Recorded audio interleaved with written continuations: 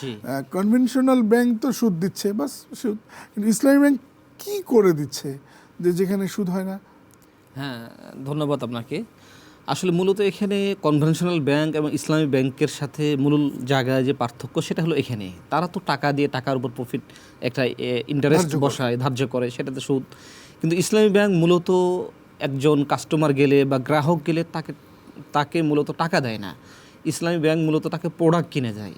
একটা প্রোডাক্ট দেখা যাচ্ছে সে বিদেশ থেকে এলসি করবে বা করবে, তাহলে ওই বাইরের যেই বায়ার আছে তার সাথে ইসলামী ব্যাংকের হয়, একটা চুক্তি হয়। তারপরে ইসলামী ব্যাংক এর সাথে এই যে কাস্টমার তার ব্যাংকের কাছে গেছে তার সাথে চুক্তির মাধ্যমে ওই পণ্যটা যেটা বাইরে থেকে আসতেছে অথবা দেশীয় কোনো দোকান থেকে, আমরা দেশীয় কোনো মার্কেট থেকে আমরা কিনে দিচ্ছি পণ্য, ইসলামী ব্যাংক পণ্যে ইনভেস্ট করতেছে। তার মানে আমি কি মোটা থেকে এরকম ধরে নিব যে আমার টাকার দরকার, আমি ইসলামী ব্যাংকগুলোর কাছে গেলাম, জি। আমি সুনির্দিষ্ট কোনো একটি ব্যাংকে বলছি না, দর্শক ভুল বুঝবেন না, মানে সকল ইসলাম ভিত্তিক যে ব্যাংকগুলো আছে শরিয়া মোতাবেক পরিচালিত বলে দাবি করে থাকেন অথবা পরিচালনা করে থাকেন তাদের কথা বলছি। জি জি। তো তারা আসলে টাকা না দিয়ে পণ্য দেন, আর পণ্য দেওয়ার সময় একটা প্রফিট ধরেন, সেই যেটা তাদের প্রফিট খরচ। মূলটাকে সে হ্যাঁ, জি জি কিস্তি করে দেন যে এই কিস্তিতে জি জি জি জি জি। সুদ দাও। এটা এটা হলো।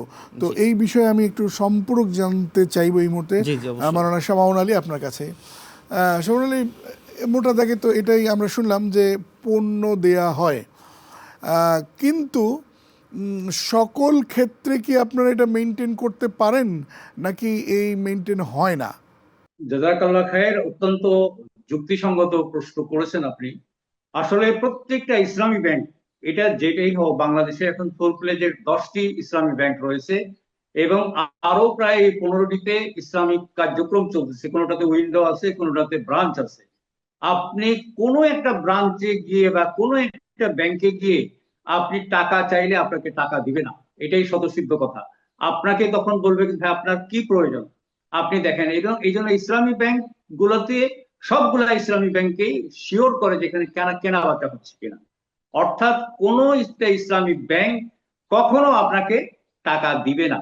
হ্যাঁ, টাকা দেওয়ার যদি সেরকম সুযোগ হয়, আপনি হয়তো একটা বিল্ডিং করতেছেন, সেখানে গিয়ে আপনাকে যেমন পণ্য কেনার জন্য টাকা দেওয়া হবে, পণ্য দেওয়া হবে, শ্রমিককে টাকা দেওয়ার জন্য একটা পোর্শন সেখানে দেওয়া হবে।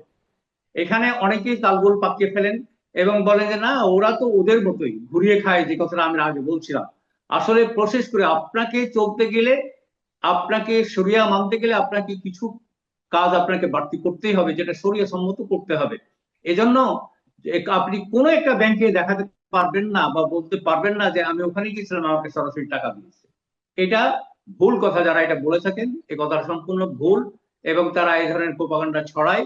যদি কোনো ব্রাঞ্চ বা কোনো জায়গাতে ব্যত্যয় ঘটে, তাহলে আমাদের মুরাকিব রাজি ভাই এখন আমাদের সাথে সংযুক্ত হয়েছেন, আমি অত্যন্ত স্ট্যান্ডার্ড ব্যাংকে, যে ওনারা গিয়ে দেখেন, ফাইন্ড আউট করেন যে এটা পণ্য হয় নাই, তখন ওখানে লিখে নিয়ে আসে এইটার মাত্রা হিসাবে, তখন এটাকে দেওয়া হয়।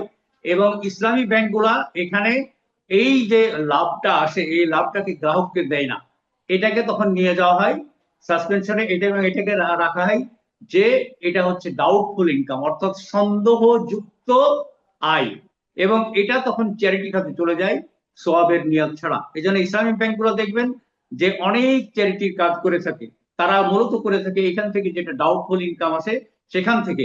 এই জন্য ইসলামী ব্যাংকগুলা, আমরা এটা নির্দ্বিধায় বলতে পারি যে এখানে পণ্যের বিষয়টাকে ইনসিওর করে, যে এখানে কোনো ধরনের আপনি টাকা দিয়ে টাকা হয়ে গেল, এটা হবে না। জি, অনেক অসংখ্য ধন্যবাদ আপনাকে।